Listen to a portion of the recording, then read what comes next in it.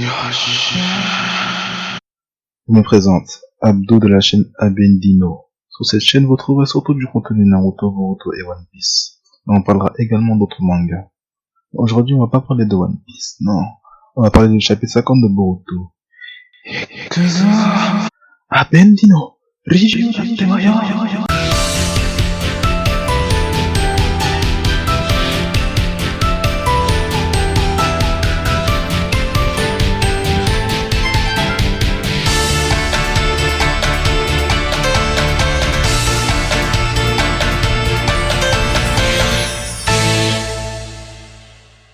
Bon, déjà pour commencer, je vais pas faire de résumé du chapitre, parce que j'imagine que si vous avez cliqué sur la vidéo, c'est que vous avez lu le chapitre. Mais je vais plutôt rebondir sur toutes les infos importantes qui ont été lâchées dans ce chapitre 50. Tout d'abord, on apprend que l'autosuffisance de Boruto a dépassé les 80%. C'est une info très intéressante qui fait un peu peur, parce qu'on sait que Boruto, lui, il a sa marque depuis quelques mois, maximum un an, genre. Alors que Kawaki, lui, ça fait depuis plusieurs années qu'il a son karma, et n'a pas autant évolué que Boruto. Cette progression fulgurante de l'autosuffisance de Boruto, pour moi, elle s'explique par plusieurs facteurs. Déjà, premièrement, Boruto, c'est un bon réceptacle. Et qu'est-ce que je veux dire par là? Déjà, Kawaki, c'est juste un random. Amadou et Jiken, ils avaient fait plein d'expériences sur des gamins pendant je sais pas combien d'années. Sur tous ces enfants, il y a que Kawaki qui avait été compatible avec le karma. Les autres sont tous décédés. Kawaki, c'est une sorte de Yamato. Yamato aussi, c'était un random qui était le seul survivant des expériences d'Orochimaru sur des cellules d'Hashirama. Maintenant, pour le cas de Boruto, si on s'intéresse à tous les Otsutsuki qu'on a vus dans l'univers de Naruto, et je parle des Otsutsuki pur sang, pas de sang mêlé, pas de métissage, t'as capté. Ils ont tous un Byakugan. Je parle de Ishiki, Momoshiki, Kinshiki, Saitamashiki, Kaguya. On sait que parmi les descendants de Kaguya, ceux qui ont Byakugan, c'est les Hyuga et les Otsutsuki qui vivaient sur la lune comme Toniri. On observe donc que la caractéristique commune des Otsutsuki pur sang, qui est le Byakugan, elle se retrouve uniquement chez Amura et ses descendants. En plus, si on observe bien le petit dialogue entre Momoshiki et Boruto, juste après que Boruto vient de le finir avec le Rasengan, la première parole de Momoshiki dans le manga, c'est Naruhodo, je vois, tu vois le son de détenteur de Byakugan qui coule dans tes veines. Dans l'anime, c'est un peu différent, il dit que oui, Naruhodo, tu as fortement hérité du pouvoir des Otsutsuki. En vrai, ça revient à la même chose de dire Otsutsuki ou Byakugan, parce que, comme je l'ai dit tout à l'heure, la caractéristique commune des Otsutsuki, c'est le Byakugan. D'ailleurs, c'est pas au moment de sa défaite que Momoshiki comprend que Boruto c'est pas un gamin ordinaire. Vous vous rappelez le moment où Momoshiki vient de se faire boulosser par tous les Kage? Juste avant de manger Kinshiki, il active son Byakugan, il regarde Boruto, et il comprend que Boruto c'est pas un gamin ordinaire. D'ailleurs, c'est pas la première fois qu'on voit un Otsutsuki qui va observer le patrimoine génétique de quelqu'un. Si vous vous rappelez bien, Kaguya, quand elle est apparue dans Naruto, elle a attrapé Naruto et Sasuke avec ses yeux, et elle les a observés avec son Byakugan, et elle a capté que c'était des descendants d'Ashura et d'Ima. Donc, une des raisons pour laquelle l'autosuffisance de Boruto avance de manière fulgurante, c'est parce que déjà le gars est un réceptacle idéal de base. Du fait que le gars, c'est un descendant de Amura. Je rappelle Amura, le seul Otsutsuki qui présente une caractéristique commune à tous les Otsutsuki pur sang, c'est-à-dire le Byakugan. Et du coup, logiquement, un random comme Kawaki, la autosuffisation, elle va prendre beaucoup plus de temps. Maintenant, le deuxième point qui pourrait permettre d'expliquer pourquoi la autosuffisation de Boruto est aussi rapide, c'est sa relation avec Kawaki. Les gars sont ensemble depuis un bon bout de temps maintenant, et si vous vous rappelez bien, quand Jigen est venu chercher Kawaki dans la maison des Uzumaki, Kawaki a commencé à faire apparaître une corne, et Jigen était étonné que Kawaki est arrivé à ce stade aussi rapidement. Une fois son combat terminé avec Naruto et Sasuke, il précise à Amado que Kawaki était un réceptacle incomplet et qu'il a évolué de manière fulgurante depuis quelque temps. Amado en déduit que c'est parce que Boruto et Kawaki sont en forte résonance. Il y a même un moment dans le combat Boro contre la nouvelle Team 7 où Boro dit que Kara était pressé par le temps et que grâce à Boruto, cette limite de temps a quasi disparu. Boro avait même dit qu'elle allait capturer Boruto et Kawaki en même temps. Comme ça, dès qu'elle retournerait au repère des Kara, Boruto et Kawaki pourraient continuer à évoluer de manière aussi rapide pour que Kara puisse réaliser ses plans à temps. Je vous reparlerai de la limite de temps qu'a évoqué Boro en fin de vidéo, Comme ça, je vais pas trop vous embrouiller. Donc, si on récapitule toutes les explications que je vous ai dites, on a Kawaki qui est de base un random et un réceptacle incomplet après les dires de Jigen. Boruto, lui, était un réceptacle idéal du fait de son appartenance au clan Hyuga, le clan qui possède le plus de similarités avec les Otsutsuki pur sang. Mais depuis la rencontre de ces deux personnages, leur Otsutsification a progressé beaucoup plus rapidement parce qu'ils sont entrés en résonance. Maintenant, cette info selon laquelle l'Otsutsification de Boruto a dépassé les 80% est un indice qui nous informe qu'avant l'ellipse, il va se passer quelque chose qui va ralentir l'Otsutsification de Boruto. Car on sait qu'il va y avoir une ellipse d'environ 4 ans, et après ces 4 ans, on voit que Momoshiki a toujours pas pris possession du corps de Boruto. Bon, maintenant je vais revenir sur un sujet qui a fâché beaucoup de personnes. Le nerf entre guillemets de Naruto et Sasuke. Oui, j'avoue, Sasuke s'est fait salement tabasser par le bâton d'Ichiki dans ce chapitre. Et à un moment donné, il faut se rappeler que Jigen à l'époque, quand il a vu Susanoo de Sasuke, il était complètement déçu de la rapidité de Susanoo. Et pareil à l'époque avec Kaguya, à chaque fois que Sasuke il appelait son Susanoo, Kaguya venait caresser le Susanoo, il était en PLS. Naruto aussi dans le combat contre Kaguya, à aucun moment il a sorti le Kurama. La seule fois qu'il a lâché une grosse technique, c'était pour perturber le chakra de Kaguya comme elle avait le chakra de tous les bijoux. Il voulait entrer en résonance avec le chakra de tous les bijoux, comme il avait fait avec Obito, genre.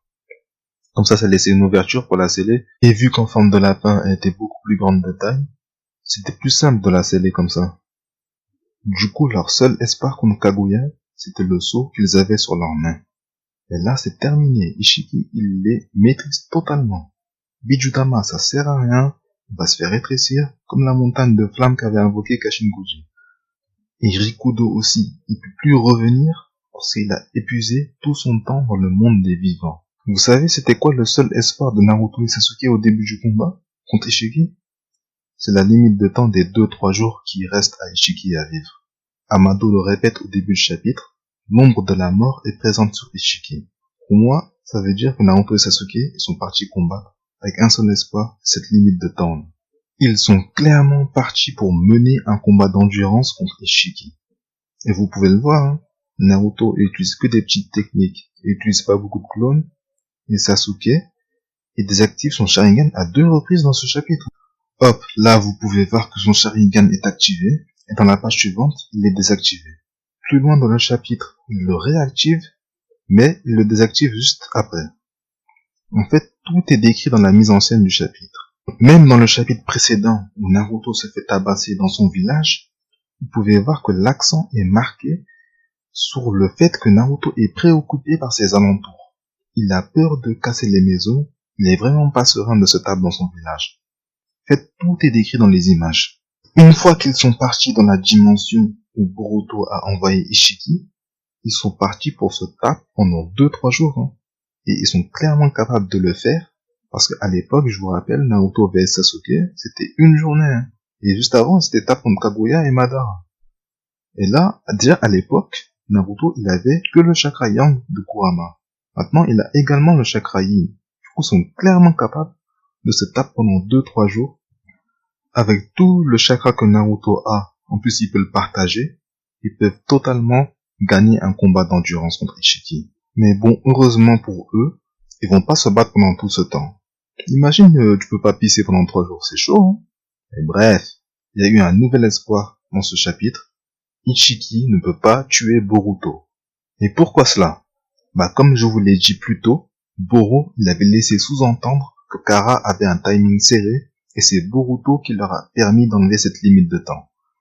Si jamais Ichiki tue Boruto, mais que Ishiki replante un karma dans Kawaki, ça va reprendre encore des années pour que l'ossification de Kawaki soit à 100%.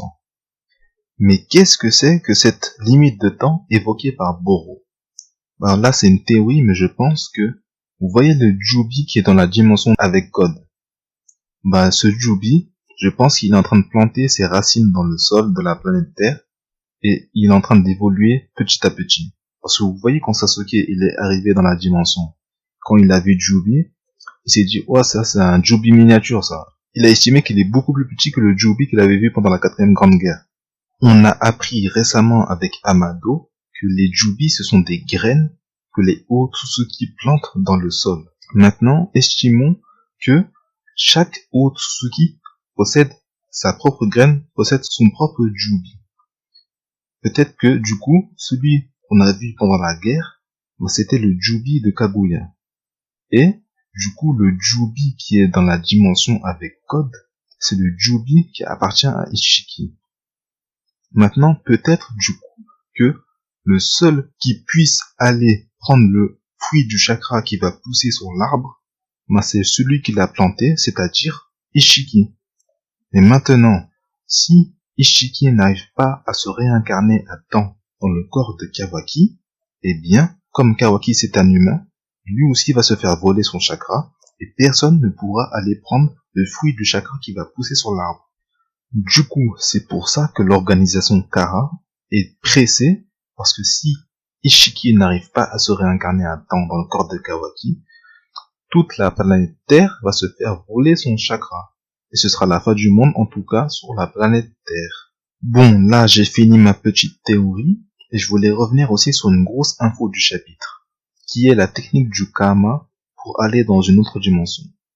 On apprend que cette technique-là n'est pas un ninjutsu spatio-temporel, mais c'est un fuinjutsu, une technique de scellement. Ce qui explique comment Boruto et Kawaki ont enlevé le seau qui contenait Naruto. Vous vous rappelez le bol de ramen là?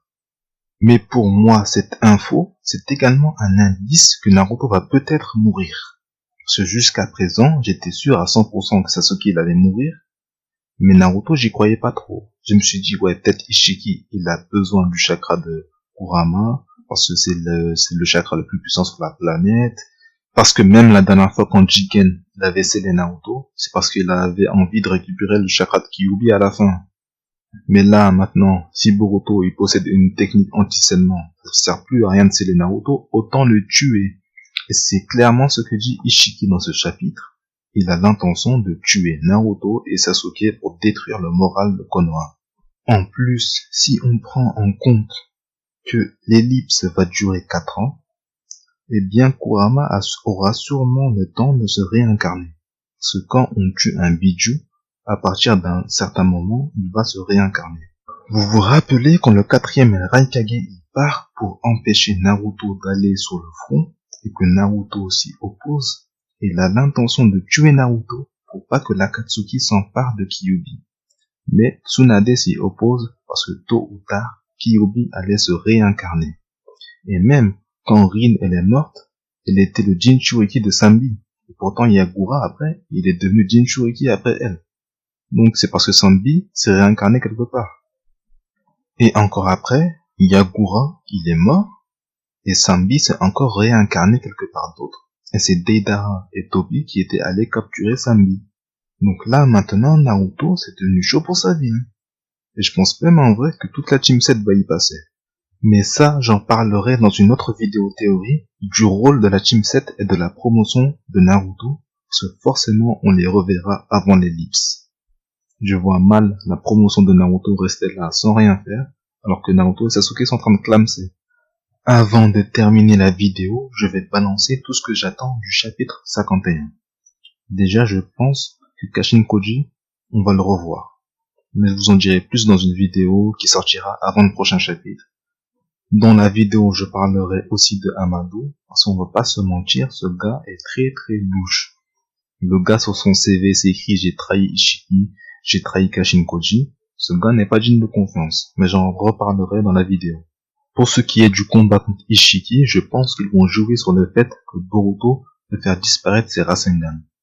Et du coup, comme Ishiki pourra pas les voir, il pourra pas du coup les rétrécir. Je pense également que Naruto va partager son chakra avec son fils et son pote, parce que bon, c'est pas les petits Rasengan de Boruto qui vont battre Ishiki. Je pense qu'à la fin du chapitre, Ishiki sera un petit peu malmené, mais qu'à la fin, il va venir, il va tabasser Boruto, il va le mettre KO, et c'est là que Momoshiki va apparaître. Bon voilà, j'ai terminé ma review. Dites-moi ce que vous en pensez dans les commentaires. Si vous avez kiffé, partagez la vidéo. Voilà. Sayonara.